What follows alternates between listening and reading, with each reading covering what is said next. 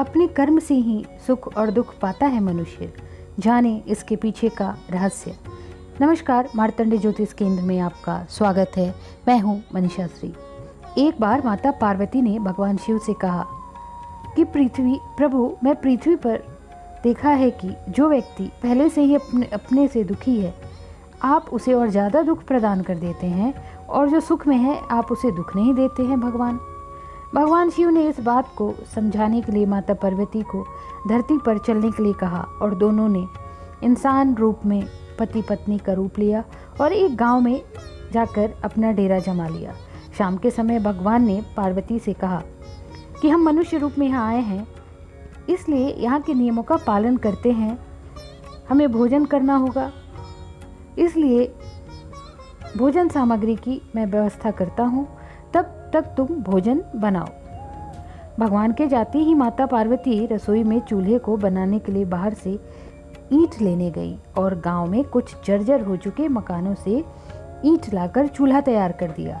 चूल्हा तैयार होते ही भगवान वहां पर बिना कुछ लाए ही प्रकट हो गए।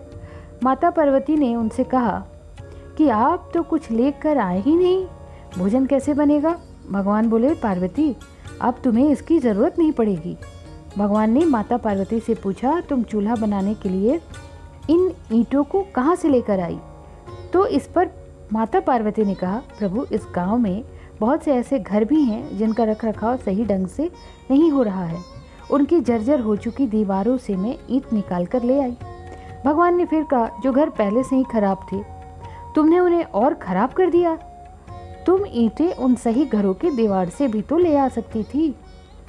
माता पार्वती बोली, प्रभु, उन घरों में रहने वालों को अपने घर का बहुत ख्याल है और उनका रखरखाव भी बहुत सही है, और वे घर सुंदर भी लग रहे थे। ऐसे में उनकी सुंदरता को बिगाड़ना मुझे उचित नहीं लगा। भगवान बोले, पार्वती, यही तुम्हारे द्वारा पूछे गए प्रश्न का उत्तर है। जिन लोगों ने अपने घर का रखरखाव अच्छी तरह से किया है, यानी सही कर्मों से अपने जीवन को सुंदर बना रखा है, उन लोगों को दुख कैसे हो सकता है?